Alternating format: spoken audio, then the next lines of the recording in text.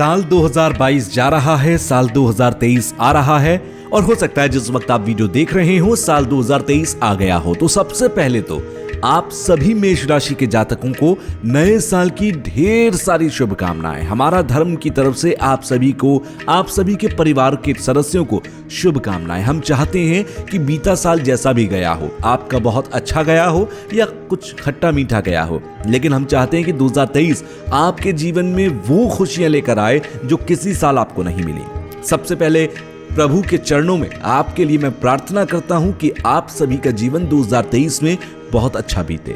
लेकिन साल 2023 की ग्रह दशाएं क्या कहती हैं, मेष राशि के ऊपर पूरा साल कैसा बीतेगा, मेष राशि के जातकों के लिए महीने दर महीने कैसे बीतेंगे, ये मैं आपको बताऊंगा। हम जो भविष्यवाणी लेकर आ रहे हैं, हम जो राशिफल आपको 2023 का बता रहे हैं, वो एक बार में ना बताकर आपको महीनों के हिसाब से बताएंगे। जैसे जनवरी फरवरी आपका कैसे बीतेगा, फिर मार्च अप्रैल, फिर उसके आगे के महीने, जिससे कि आप अपने कामों के हिसाब से उसे समझ सकें। और इसके आगे हर महीने का और साप्ताहिक राशिफल तो हम बनाते ही हैं आपके लिए वीडियोस के जरिए, तो वो तो आप देखते ही रहिएगा। लेकिन एक बार 2023 आपके लिए कैसा बीतेगा ये समझिए। मेष राशि के जातकों के लिए मंगल उनके स्वामी होते हैं। गुरु और शनि योग कारक ग्रह माने गए हैं। साल की शुरुआत में शनि 17 जनवरी को कुंभ राशि में आकर अपने लाभ स्थान से गोचर करेंगे। साल के मध्य में यानी कि अप्रैल के महीने में देवगुरु बृहस्पति 22 अप्रैल को मेष राशि में गोचर करेंगे, आपके ही लग्न में। और साल के आखिर में जाकर राहु मीन राशि में और केतु कन्या राशि में अक्टूबर के महीने में 30 अक्टूबर को प्रवेश करेंगे। ये तीन बड़े गोचर, बहुत बड़े गोचर इस साल 2023 में हो रहे हैं। मेष राशि के जातकों के लिए साल काफी अच्छा रहने वाला है। ग्रहों की चाल इस बात का संकेत कर रही है कि आपको अच्छे अवसर मिलने जा रहे हैं और अगर आप उनका अवसरों का फायदा उठा लें तो आप ऊंचाइयां छू सकते हैं 2023 में। लेकिन किन महीनों में ऐसा होगा ये मैं आपको महीने दर महीने बताता हूं। सबसे पहले आपको मैं जनवरी फरवरी बताता हूं कैसा बीतेगा। देखिए, जनवरी आपके लिए साल की शुरुआत में लग्न में राहु सूर्य भाग्य स्थान में और शनि दशम स्थान में होंगे। साल की शुरुआत में ही आपको भाग्य स्थान का साथ मिलने जा रहा है। इसके अलावा आपके द्वारा की गई तमाम यात्राएं सफल होंगी। किसी भी काम से जुड़ी आप कोई भी यात्रा करेंगे तो वो सफल ही रहने वाली है। तो जनवरी के महीने में आप यात्राएं ज्यादा से ज्यादा करिए। अपने गुरु और देवताओं की कृपा से कार्यस्थल पर आपका अच्छा सम्मान होगा। लग्न में राहु बैठकर आपको थोड़ा सा दिशाहीन या कंफ्यूज करने की कोशिश जरूर करेंगे, इसलिए मित्रों की सलाह पर आप सोच समझकर ही काम करना। राहु जब गड़बड़ करें तो आपके सलाहकार, आपके दोस्त, आपके मित्र ही सबसे गलत सलाह आपको देते हैं। ये राहु का संकेत है, ये राहु कराता है। ऐसा नहीं कि आपके दोस्त मित्र सलाहकार गलत हैं, ये राहु उनके दिमाग को कंफ्यूज करके आपके पास गलत धारणाओं को लेकर आ जाता है। 17 जनवरी के बाद जब शनि लाभ स्थान में आ जाएंगे 17 जनवरी 2023 को, तो राजनीति से जुड़े जो लोग हैं उनके लिए यह गोचर बहुत शुभ रहेगा। आपको अपने उच्च अधिकारियों का सहयोग भी प्राप्त होगा। तो ये तो बात हुई जनवरी की। लेकिन फरवरी के महीने में मंगल और शुक्र की चाल आपके लिए और ज्यादा अनुकूल हो जाएगी। आपके वाणी भाव में मंगल और लाभ में शुक्र भोग प्रदान करने वाले होंगे। अपने प्रेमी के साथ अच्छा और रोमांटिक समय बिताने वाले हैं आप। पत्नी के साथ कहीं बाहर घूमने भी जा सकते हैं। इस समय आपको बृहस्पति का भी साथ मिलेगा और प्रेम प्रस्ताव को आप स्वीकार किया जाएगा आपके। तो आप किसी को प्रपोज करना चाहते हैं तो आप जानते हैं फरवरी में वैलेंटाइंस वीक आता है 7 तारीख से 14 तारीख तक। तो 7 फरवरी से 14 फरवरी के बीच में आप अपने साथी को, जिसको आप अपने दिल की बात बताना चाहते हैं, आप खोल कर कह दीजिएगा। आपकी वो प्रस्ताव को स्वीकार कर लेंगी। ये मैं 99% कह रहा हूं, 1% छोड़ देता हूं, हो सकता है भाई कोई ऊपर नीचे बात हो जाए। तो पत्नी के, अगर आप शादीशुदा हैं तो पत्नी के साथ आप रोमांटिक हो सकते हैं। आप कहीं एक लॉन्ग ड्राइव पर जा सकते हैं, आप कहीं घूमने जा सकते हैं। पत्नी के साथ घूमने जाइएगा, आपका जीवन दाम्पत्य जीवन बहुत अच्छा हो जाएगा फरवरी के महीने में। इस समय आपको बृहस्पति का भी साथ मिलेगा। प्रेम प्रस्ताव को आपके स्वीकार किया जाएगा। और जो लोग युवा हैं और अपने किसी साथी की तरफ आकर्षित होकर प्रेम में पड़ना चाहते हैं तो आपके लिए मैंने बताया ये महीना बहुत बेहतर है।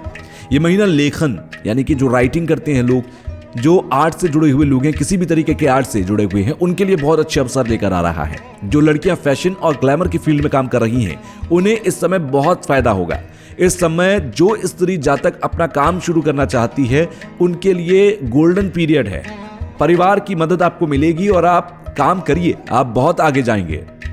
अब मैं आता हूं जनवरी फरवरी के बाद मार्च के महीने में। मार्च का महीना मेष राशि के जातकों के लिए 2023 में कैसा बीतेगा? मार्च के महीने में मंगल देव मिथुन राशि में गोचर करेंगे और आपके जीवन में बड़े बदलाव आएंगे। मंगल का गोचर आपके पराक्रम भाव में आने से भाइयों का सहयोग और नए काम की शुरुआत होगी। आप जो कारोबारी सिलसिले में यात्रा करने जा रहे हैं वो मार्च के महीने में करिएगा, क्योंकि वो सफल रहेगी। इस समय गुरु की दृष्टि आपके चौथे भाव पर आ जाएगी, जिससे घर में किसी मांगलिक कार्य का आयोजन मार्च के महीने में हो सकता है। अब अप्रैल के अंत की अगर मैं बात करूं तो अप्रैल के महीने में अंत के अंदर, मतलब जब अप्रैल का अंत आ जाएगा, तब देवगुरु बृहस्पति आपके लग्न में गोचर करेंगे, जिसके प्रभाव से आपके व्यक्तित्व में एक अलग ही प्रकार का निखार आएगा। जो निसंतान दंपति हैं उन्हें संतान की प्राप्ति होती दिखाई देगी। तो इस समय अगर आप चाइल्ड को प्लान कर रहे हैं या बेबी प्लान कर रहे हैं तो ये बहुत अच्छा समय होगा, अप्रैल का आखिर और मई की शुरुआत। इस समय सरकारी नौकरियों की अगर आप तैयारी कर रहे हैं तो आपको सफलता मिल सकती है। दाम्पत्य जीवन का पूर्ण सुख और आनंद इस समय आप भोगेंगे। इस गुरु के प्रभाव से आपके भाग्य की वृद्धि भी संभव है, यानी कि आपके भाग्य में बढ़ोतरी आपको दिखाई देगी। अपने पिता और गुरु के माध्यम से आपका कोई नया काम भी शुरू हो सकता है। तो ये जो महीना रहेगा अप्रैल का, अप्रैल के आखिर में जब बृहस्पति देव गोचर करेंगे आपके लग्न में, तब बहुत अच्छा समय आने जा रहा है। अब आप देखिए जनवरी से लेकर और मार्च अप्रैल तक लगातार जितने भी गोचर हुए सब आपके फेवर में है। तभी जो मेष राशि का 2023 है बहुत अच्छा बीतेगा, मैंने शुरुआत में ही कही।